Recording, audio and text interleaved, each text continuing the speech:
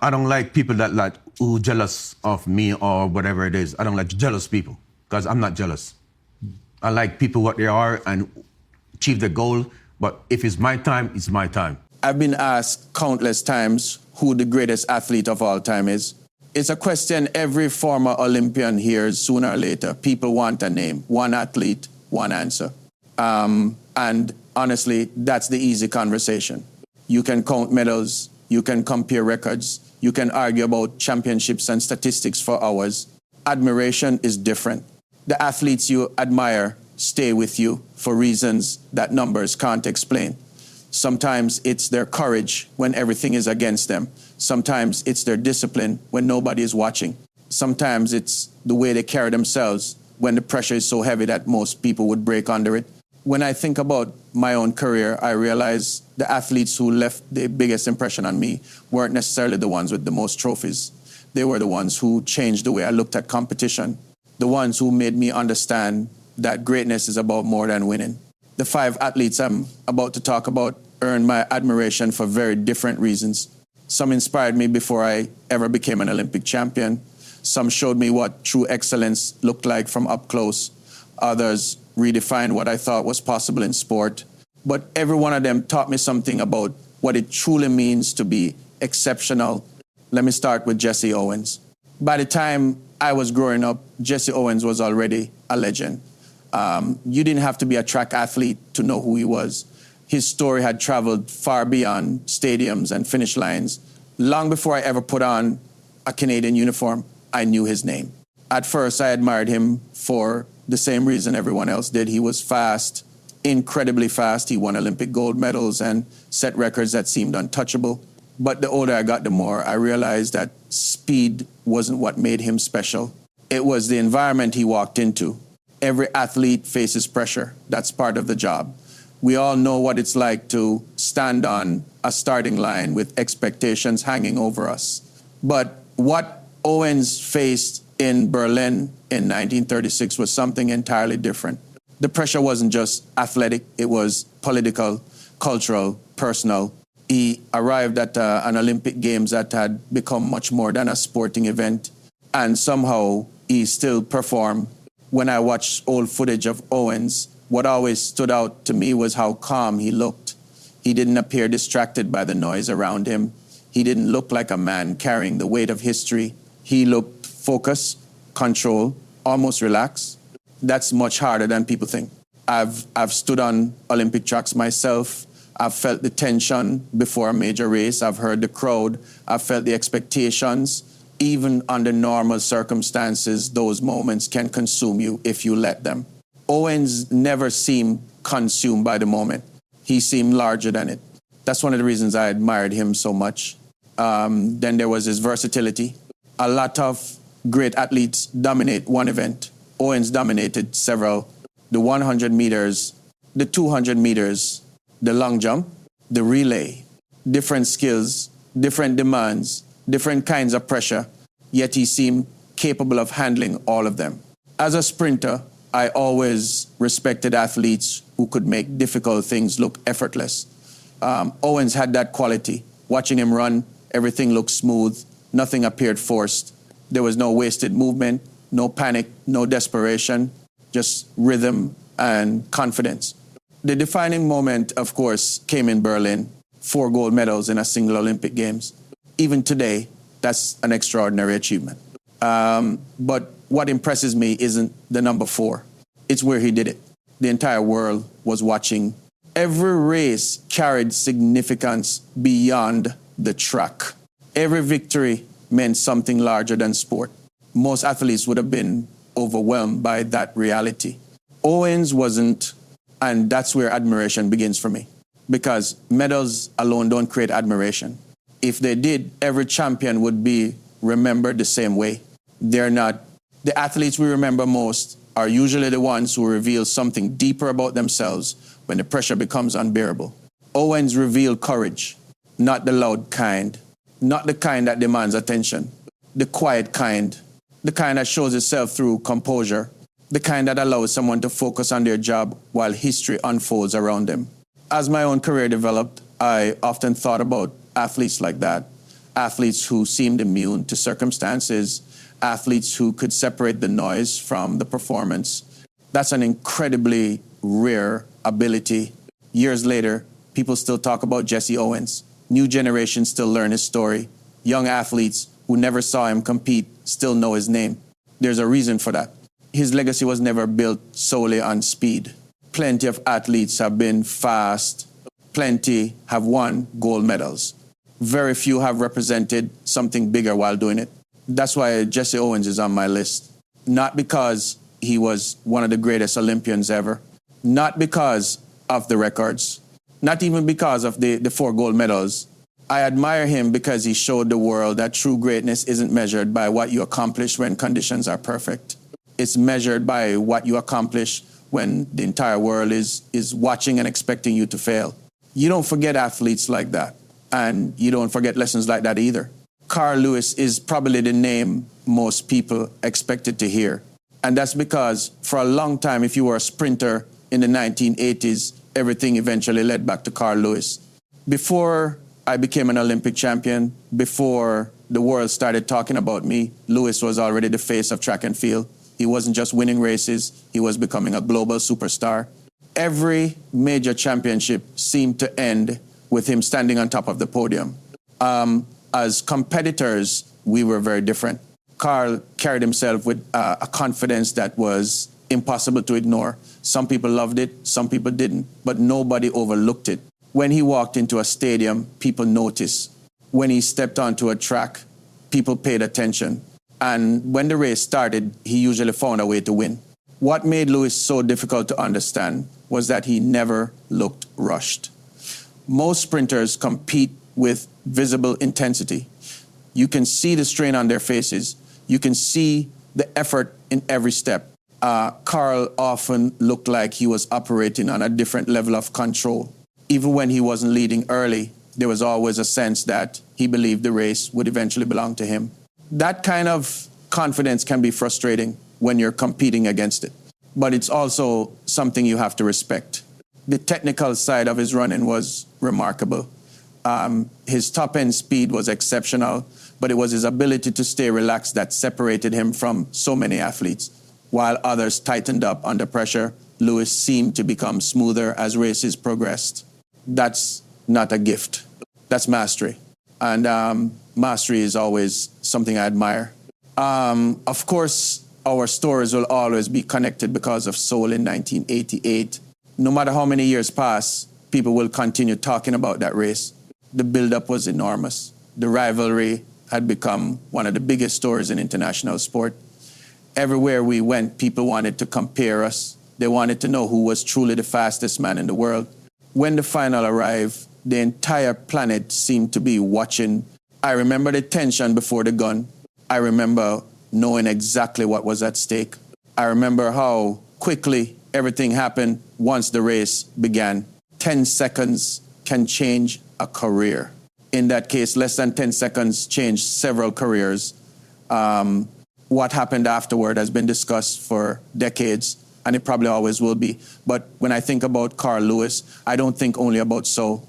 I think about longevity. That's the part of his career that became more impressive to me over time. A lot of athletes reach the top once. Very few stay there. Lewis remained relevant through multiple Olympic cycles. He adapted as younger athletes arrived. He handled expectations year after year. He found ways to keep winning even when the sport around him changed. That is incredibly difficult. Every athlete eventually discovers that staying great is often harder than becoming great. Your body changes, your motivation changes, your competitors become younger and faster. Yet Lewis kept finding himself in the conversation. That's why he's on this list. We weren't close friends, we were rivals, real rivals. We wanted the same titles, the same victories, the same place in history. But admiration doesn't require friendship. Sometimes admiration comes from recognizing excellence when you see it. Carl Lewis forced everyone around him to raise their standards. He forced the entire sprinting world to improve just to keep up. And whether people loved him, disliked him, or competed against him, they all understood the same thing. If you wanted to be the best, sooner or later you had to measure yourself against Carl Lewis. That's the kind of influence only a few athletes ever achieve. Now, this one is different. Unlike Jesse Owens or Carl Lewis, I never shared a track with Michael Johnson. By the time he reached the peak of his career, my own time in the spotlight had already passed. So my admiration for him didn't come from direct competition. It came from watching. And the more I watched, the more impressed I became. The first thing people noticed about Michael Johnson was his running style. Even if you knew nothing about track and field, you could spot him instantly. His posture looked unusual. His stride looked different. Some coaches probably would have tried to change it. Instead, he made it one of the most dominant weapons the sport had ever seen. That's something I always respected. Sports are full of people telling athletes what they're supposed to look like, how they're supposed to move, how they're supposed to win. Johnson ignored all of that. He didn't try to run like everyone else. He found what worked for him and perfected it. When you compete at the highest level, that's much harder than people realize. There's constant pressure to fit into a model that already exists. The truly great athletes create their own model. Michael Johnson did exactly that. What made him so dangerous wasn't just speed. Sprinting is often associated with explosive starts and raw acceleration. But Johnson's strength was different. He seemed to get stronger as races unfolded. Once he found his rhythm, it felt like he could maintain a pace that nobody else could match. You could see it, especially in the 200 meters and 400 meters. Other athletes looked like they were fighting the track. Johnson looked like he owned it. Then came Atlanta in 1996. I still remember watching that Olympic Games. Track and field has produced many unforgettable performances over the years. But what Johnson did in the 200 meter final felt different. The expectations were already enormous. Everyone knew he was one of the best athletes in the world. Then he ran 19.32 seconds. At the time, it didn't look like a world record. It looked like something from the future. Sometimes there are performances that force every athlete watching to reconsider what is possible. That was one of them. Even years later, people still talk about that race with a sense of disbelief because records usually fall by small margins. 100th here, a few hundredths there. Johnson didn't just break the record, he destroyed it. But what impressed me wasn't the time on the scoreboard. It was the control, the composure, the absence of panic. He looked completely certain of himself before the race, during the race, and after the race. That's a rare quality among champions. Many athletes need confidence from victories. The greatest athletes carry confidence into the race before the victory even happens. Michael Johnson always seemed to possess that kind of certainty. The other thing I admired was consistency. One great race can happen to anyone. One great season is possible for many athletes. Sustained excellence is different. Johnson won Olympic gold medals, world championships, world records, and he did it across multiple years against elite competition. That kind of longevity demands discipline that most people never see.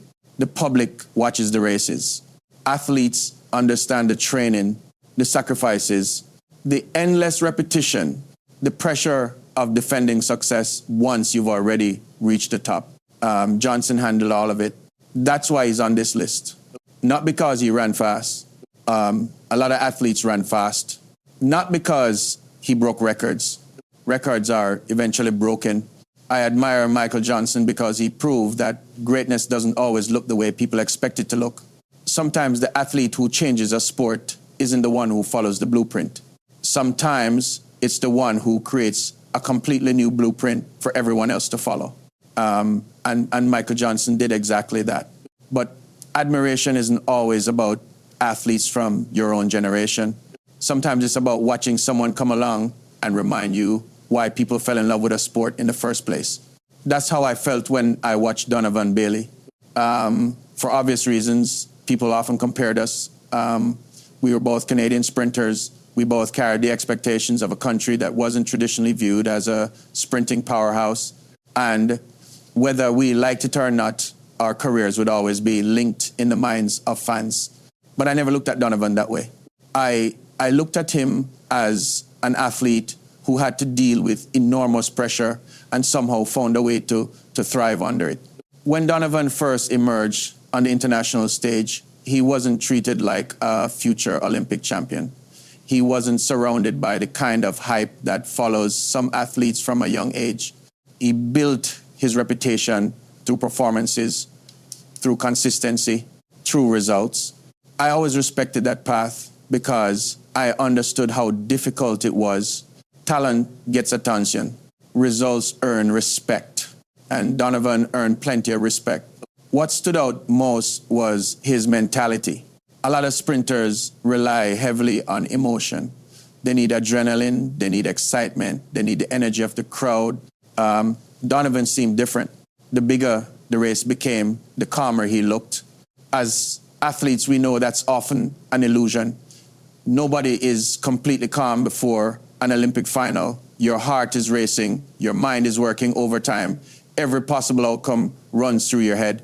The great ones simply learn how to hide it. Donovan was one of those athletes. His running style reflected that confidence. He wasn't flashy. He wasn't trying to entertain people before the gun went off. Everything felt controlled and purposeful. Once the race started, he trusted his preparation and let his performance speak for itself. That approach carried him to the biggest moment of his career, the 1,996 Olympic Games in Atlanta. I remember watching that final closely. The 100 meters has always been the event that captures the world's attention. For less than 10 seconds, billions of eyes focus on one straight stretch of track. Every sprinter dreams about winning that race. Donovan actually did it. When he crossed the line in 9.84 seconds, he didn't just win Olympic gold, he became the fastest man in the world. He set a new world record and gave Canada another moment that would be remembered for generations. What impressed me wasn't simply the victory. It was the responsibility that came with it.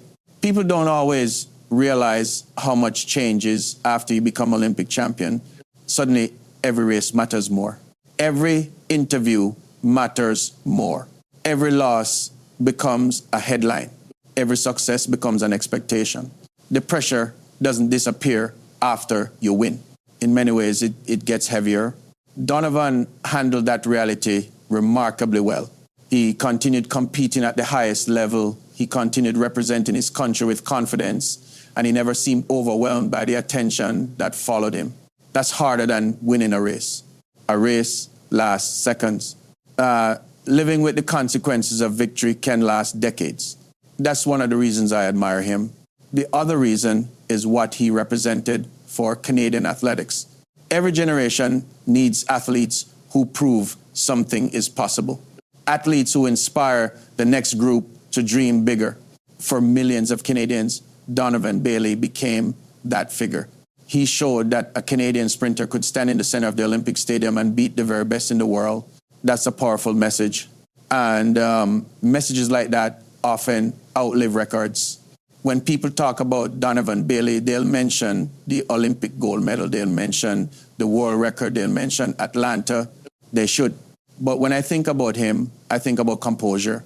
I think about resilience. I think about an athlete who embraced the biggest challenge in sports and never looked intimidated by it. And that's something I'll always admire. And then there's Usain Bolt.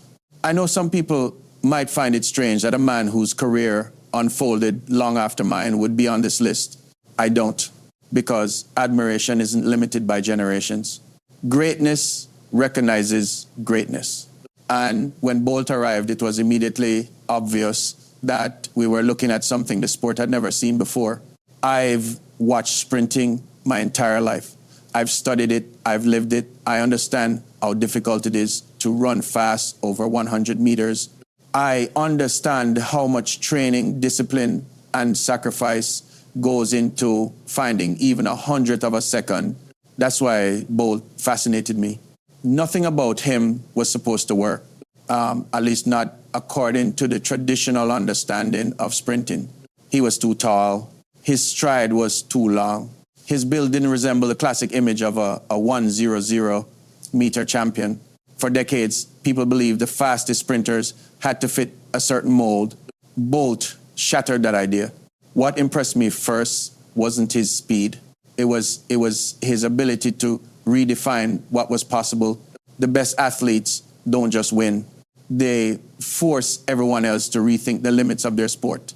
That's exactly what Bolt did. When he stepped onto a track, there was an energy around him that was impossible to ignore.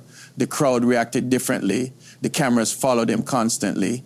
Even his competitors seemed aware that they were sharing the stage with someone unique. Most athletes spend years trying to handle pressure. Bolt appeared to enjoy it. That alone made him different.